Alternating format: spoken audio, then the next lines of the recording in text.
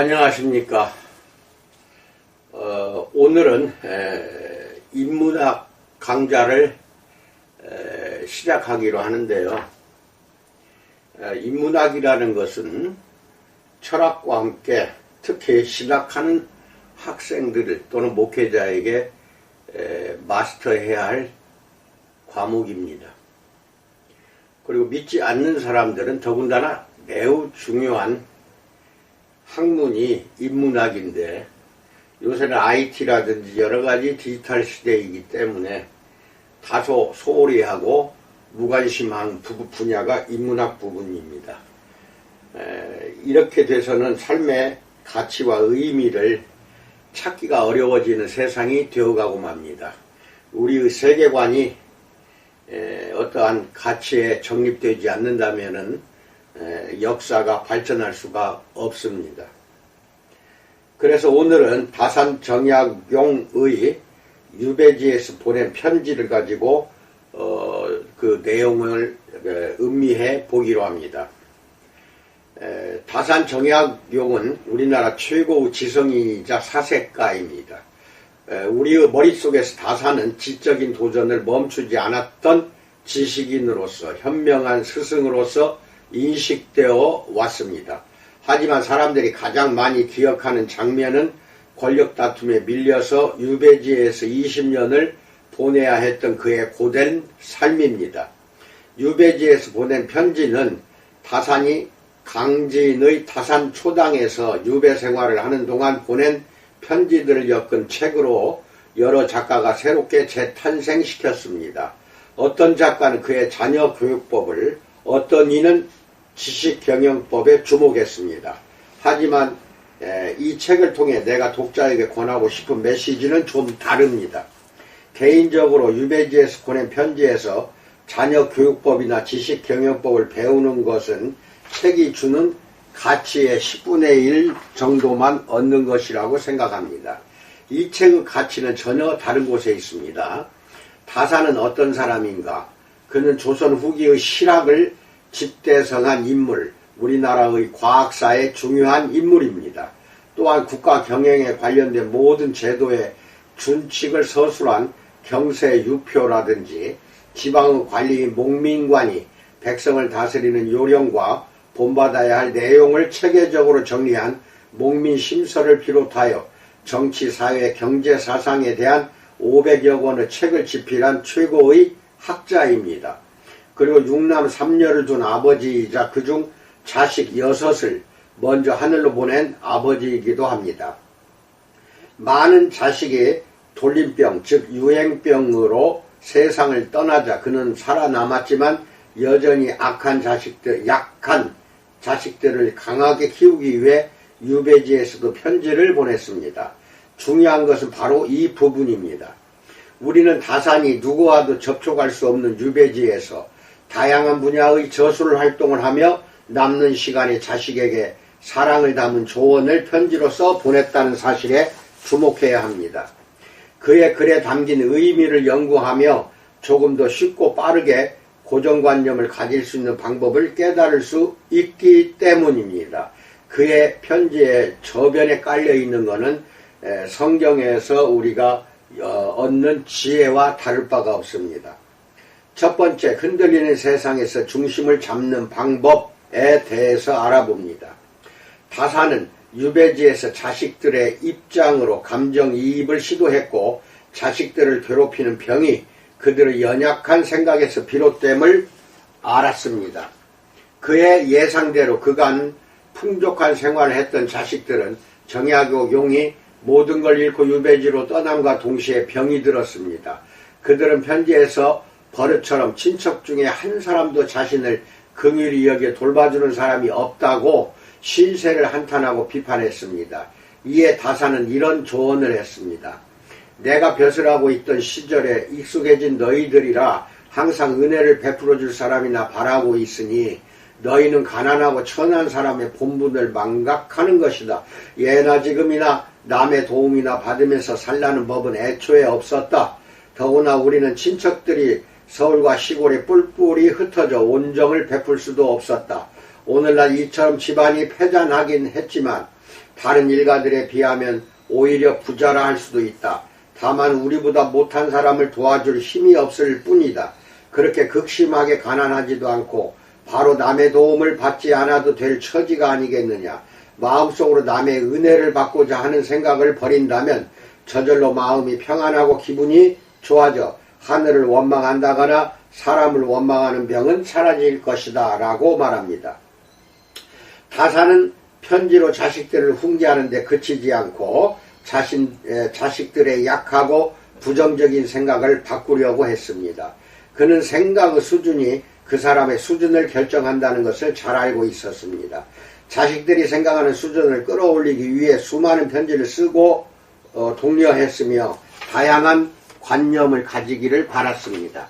먼저 그는 자식들이 현재 자신이 서 있는 위치를 제대로 바라볼 수 있어야 한다고 생각해서 패족, 멸망한 가족을 말합니다. 패족에 대한 생각부터 다시 정립시키려고 노력했습니다. 아무리 공부를 강조해도 말을 듣지 않는 자식들에게 너희들이 야만적인 생활에 빠져버리고 말 것 같다고 꾸짖으며 이렇게 말했습니다. 마음 한가운데에 반조각의 정성이라도 있다면 아무리 난리 속이라도 반드시 진보할 점이 있는 법인데 너희들은 집에 책이 없느냐? 어째서 스스로 포기를 하려 드느냐? 영원히 패족으로 지내버릴 작정이냐?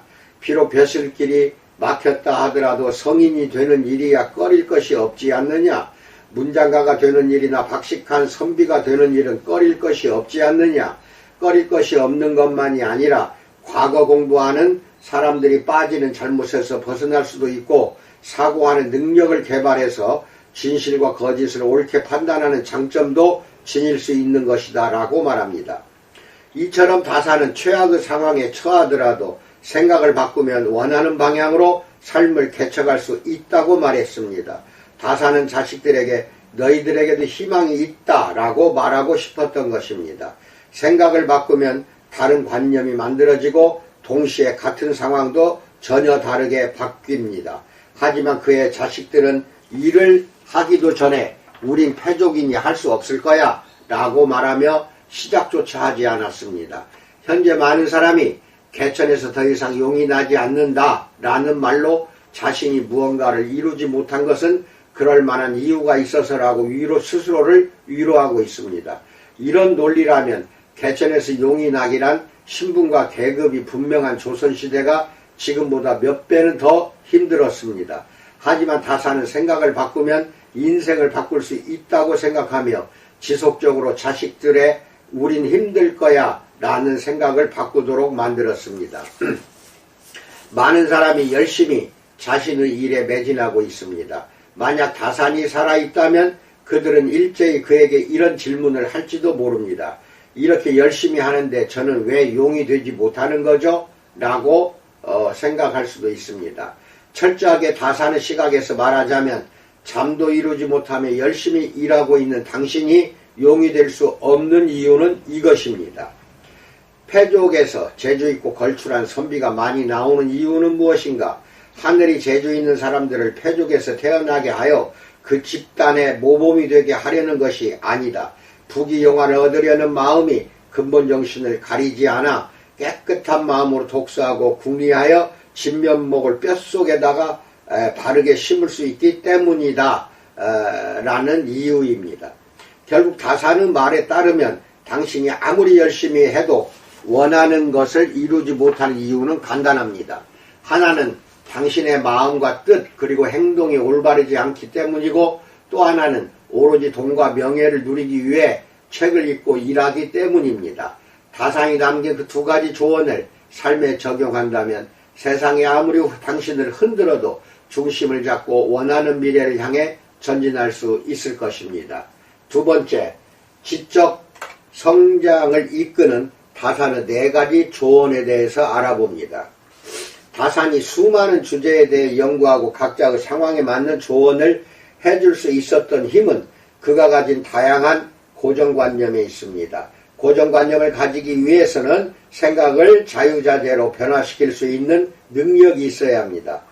버튼을 누르듯 우리는 생각을 바꿈으로써 다른 관념에 접속할 수 있습니다.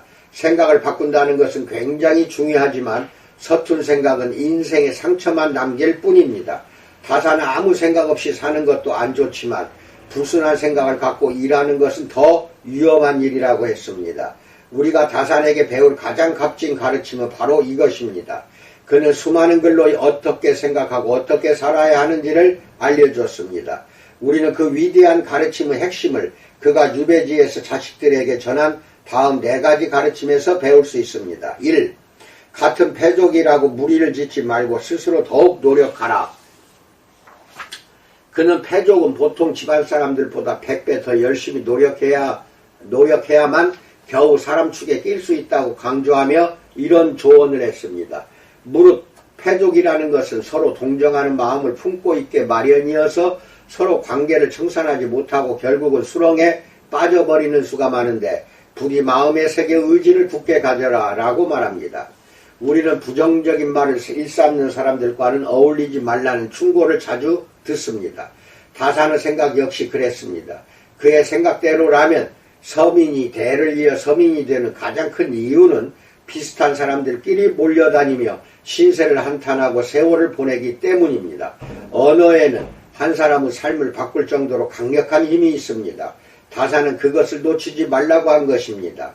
물론 힘들 때 비슷한 사람들끼리 만나 위로를 받는 것은 뿌리치기 힘든 강한 유혹입니다. 다산도 이것을 감지하고 유혹을 뿌리칠 수 있는 용기를 강조하면서 이렇게 말했습니다. 용기는 삼덕의 하나다. 성인이 사물을 마음대로 활동하게 만들고 천지를 다스리는 일이 모두 용기의 작용으로 되는 것이다. 학문을 하고 싶을 때 주공은 어떤 사람이냐 하며 그분처럼 되려고 실천하기만 한다면 그렇게 될 것이라고 말합니다. 그는 자신이 패족이라는 데에서 생각을 멈추지 말고 패족이지만 무엇이든 할 수 있다는 강력한 용기를 가지라고 말했습니다. 하고 싶은 일이 있다면 목표로 한 사람을 정해놓고 그 수준에 오르도록 노력하면 이룰 수 있으니 이런 것은 모두 용기라는 덕목을 가슴에 품은 자만이 할 수 있다고 말하며 자신들의 생각을 자식들의 생각을 바꿔나갔습니다. 2. 하늘로 치솟겠다는 기상으로 현실과 대결하며 살라. 다사는 생각을 바꾸기 위해서는 일단 삶을 대하는 태도가 달라져야 한다고 강조했습니다. 세상에 비스듬히 들어눕고 옆으로 삐딱하게 서고 아무렇게나 짓거리고 눈알을 이리저리 굴리면서도 경건한 마음을 가질 수 있는 사람은 없다. 때문에 몸을 움직이는 것, 말을 하는 것, 얼굴빛을 바르게 하는 것, 이 3가지가 학문을 하는 데 있어 가장 우선적으로 마음을 기울여야 할 곳이다 라고 말합니다. 이 3가지도 못하면서 다른 일에 힘쓴다면 비록 하늘의 이치를 통달하고 재주가 있어도 그것을 제대로 쓸 수 없다고 했습니다. 다산의 말을 들으면 요즘 많은 사람이 힐링에 빠져 현실에서 벗어나려는 모습과 당시 사람들의 모습이 다르지 않다는 것을 알 수 있습니다. 또한 사람은 나이가 적든 많든 일이 일비하기 쉽습니다. 기쁨도 슬픔도 스스로 다스릴 수 있는 힘이 부족하기 때문입니다. 그렇게 우리는 더욱 현실에서 고통을 겪습니다. 다산은 배부르면 살찐 듯하고 배고프면 야인 듯하게 참을성이 없다면 짐승과 인간은 차이가 없다며 이렇게 말했습니다. 소견이 좁은 사람은 오늘 당장 마음과 같이 되지 않는 일이 있으면 의욕을 잃고 눈물을 질질 짜고 있다가도 다음날에 뜻대로 되는 일이 있으면 번글거리며 낯빛을 펴곤한다. 근심하고 유쾌하며 슬퍼하고 즐거워하며 느끼고 성내며 사랑하고 미워하는 모든 정이 아침 저녁으로 변하는데 달관한 사람의 입장에서 본다면 비웃지 않을 수 없을 것이다 라고 말합니다. 그의 말처럼 성장을 향한 열망을 가진 사람이라면 한때 고난을 당한다고 해도 정해둔 목표를 포기하지 않습니다. 다산처럼 우리는 언제나 가슴속에 변하지 않는 성장을 향한 뜨거운 열망을 지니고 살아야 합니다. 3. 복록과 지위를 다 떨어진 신발처럼 여기라. 직장에서 상사가 부하 직원들에게 잔소리를 하고 온갖 위협을 할 수 있는 근본적인 이유는 무엇일까요? 다산은 이렇게 말했습니다. 상관이 엄한 말로 나를 위협하는 것은 무엇 때문인가? 내가 이 복록과 지위를 보존하고자 한다고 생각하기 때문이다. 간사한 관리들을 말합니다. 간리가 비방을 조작하여 나를 겁주는 것은 무엇 때문인가? 내가 이 복록과 지위를 보존하고자 한다고 생각하기 때문이다. 재상이 부탁을 하여 나를 더럽히는 것은 무엇 때문인가? 내가 이 복록과 지위를 보존하고자 한다고 생각하기 때문이다. 무릇 복록과 지위를 다 떨어진 신발처럼 여기지 않는 자는 하루도 수령의 지위에 앉아 있으면 안 된다라고 말합니다. 우리는 가끔 직장에서 나를 괴롭히는 사람들 때문에 살기 힘들다라고 말하곤 합니다. 그런데 그 괴롭힘은 어디에서 오는 걸까요? 당신이 어떤 지위를, 어떤 자리를 포기할 수 없기 때문에 오는 것일 가능성이 높습니다. 이에 다사는 남에게 휘둘리지 않는 삶을 살 수 있는 방법을 알려줍니다. 흉년에 백성들의 조세를 면제해 줄 것을 요구하다가 상관이 들어주지 않으면 벼슬을 버리고 떠나라. 상사의 요구가 옳지 않아 거절했음에도 알아듣지 못하고 계속 요구하면 벼슬을 버리고 떠나라. 너의 예모, 예절과 모습에 손상이 생기면 벼슬을 버리고 떠나라 라고 말합니다. 물론 현재의 상황과 맞지 않는 부분이 많습니다. 그저 떠나는 것만이 방법은 아닐 것입니다. 중요한 것은 그가 말한 본질을 바라보는 일입니다. 상관이 나를 언제고 날아가 버릴 새처럼 생각한다면 내가 요구하는 것을 들을 수밖에 없을 것이며 무례함을 저지르지 못할 것입니다. 그러면 생활하기가 물 흐르듯 쉬울 것입니다. 하지만 만약 구슬을 품은 자가 힘센 사람을 만난 것처럼 부들부들 떨며 오로지 구슬을 빼앗길까봐 두려워한다면 역시 그 주의를 보존하기가 어려울 것입니다. 물론 쉽게 도달할 수 있는 경지는 아닙니다. 그런 수준까지 자신의 생각을 끌어올리려면 몸의 굶주림보다 마음의 굶주림을 조심하며 사는 태도가 필요합니다. 조선시대 정조 경신년 1800년 여름 다산은 그 태도가 무엇인지 깨달았습니다. 다산이 정범조에게 체제공의 비문을 받으러 갔을 때의 일입니다. 정범조는 손을 붙잡고 다산을 기쁘게 맞으며 집 안으로 안내했습니다. 안에 들어선 정범조가 아내에게 눈짓을 하자 그녀가 벽장의 실형 안에서 종이 한 묶음을 꺼내더니 밖으로 나갔습니다. 다산은 뭔가 이상한 느낌을 받았습니다. 그래서 집안을 찬찬히 살펴보니 정범조의 집은 식량이 떨어진 지 며칠 정도 지난 상태였습니다. 정범조의 아내는 결국 종이를 팔고 얻은 70전으로 쌀과 말린 고기 한두 마리를 사서 다산과 함께 온 손님들을 대접한 것입니다. 더구나 그 종이는 비문이나 비지를 청하는 자가 패백으로 보내준 것이었습니다. 그런데도 정범조와 아내는 태연한 모습이었고 그 모습을 지켜본 다산은 그들의 마음 크기에 놀라 탐복하였습니다. 정범조는 비록 경제적으로 공공했지만 다산은 그를 최고의 인격을 지닌 사람이라고 생각했습니다. 다산은 기란 의와 도를 배합한 것으로서 이것이 없으면 마음이 굶주린 상태가 되어버린다고 했습니다.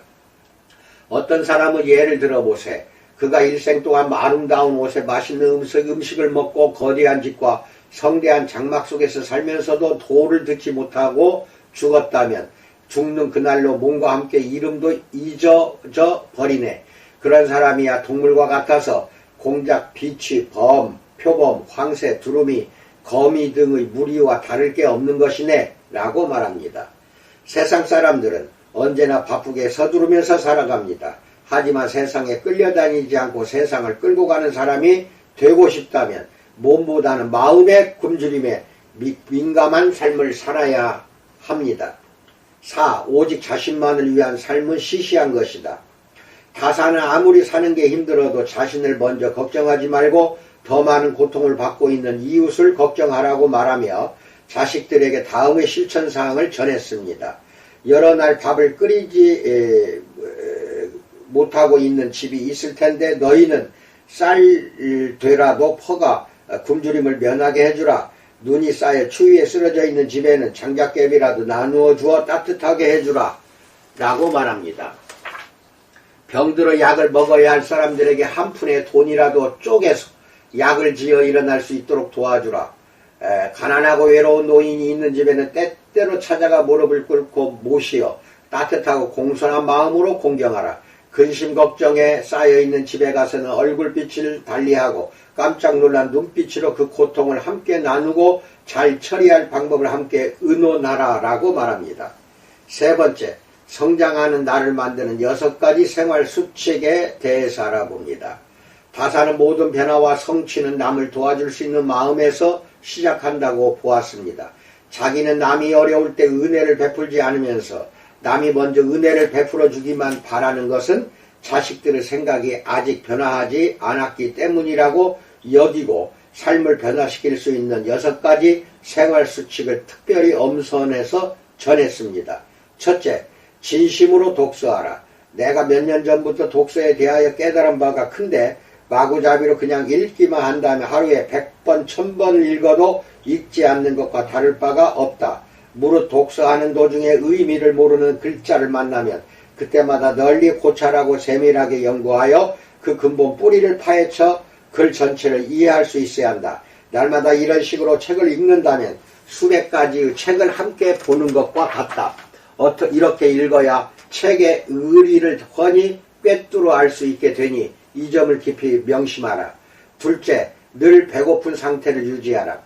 학자란 궁한 후에야 비로소 저술할 수 있다는 것을 이제야 알겠구나. 매우 총명한 선비가 지극히 공공한 지경에 놓여 종일 홀로 지내며 사람이 떠드는 소리라든지 수레가 지나가는 시끄러운 소리가 들리지 않는 고요한 시각에야 경전이나 예에 관한 정밀한 의미를 비로소 연구해낼 수 있지 않겠느냐. 셋째, 언제나 호연지기를 잊지 말라. 무릇 하늘이나 사람에게 부끄러운 짓을 아예 저지르지 않는다면 자연히 마음이 넓어지고 몸이 안정되어 호연지기가 저절로 우러나올 것이다.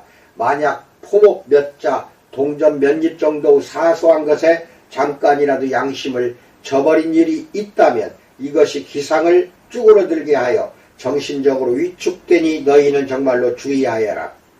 넷째, 늘 입을 조심하라. 거듭 당부하건 말을 조심하라는 것이다. 전체적으로 완전해도 구멍 하나만 세면 깨진 항아리와 같듯이 모든 말을 믿었게 하다가도 한마디만 거짓말을 하면 도깨비처럼 되는 것이니 정말로 조심하라.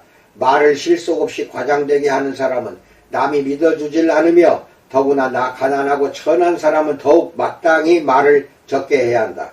다섯째, 게으름을 조심하라. 큰 흉년이 들어 굶어 죽는 백성들이 많아. 혹 하늘을 원망하는 사람도 있는데 내가 보기에 굶어 죽는 사람은 거의가 게으른 사람들이더구나. 하늘은 게으른 사람을 싫어해서 벌을 내려 죽이려는 것이다. 여섯째, 늘 자신을 돌아보라. 새해를 맞으면서 반드시 그 마음가짐이나 행동거지를 새롭게 생각해 보는 것이 중요하다. 새해를 맞을 때마다 꼭 한 해 공부과정을 계획해 본다. 나는 무슨 책을 읽고 어떤 글을 뽑아 적어 두어야겠다는 식으로 계획을 세워놓고 실천하곤 했다. 몇 개월이 못 가서 착오가 생겨 계획대로 되지 않을 때도 있었지만 아무튼 좋은 일을 행하고자 했던 생각이나 발전하고 싶은 마음은 없어지지 않아 많은 도움이 되었다라고 말합니다. 그는 이 모든 가르침을 남긴 후 마지막으로 그가 가장 중요하게 생각한 것을 확인해 보기 위해 장남을 불렀습니다. 놀랍게도 다사는 장남에게 술을 권하고는 장남의 모습을 관찰했습니다. 그런데 생각과 달리 취하지 않았습니다. 그는 내 동생의 주량은 얼마나 되느냐라고 물었습니다. 그런데 그 답이 다산을 화나게 만들었습니다. 동생의 주량은 형의 2배가 넘었기 때문입니다. 그는 탄식하며 말했습니다. 어찌 글 공부에는 이 아비의 버릇을 이을 줄 모르고 주량만 아비를 훨씬 넘어서는 거냐? 이야말로 좋지 못한 소식이구나.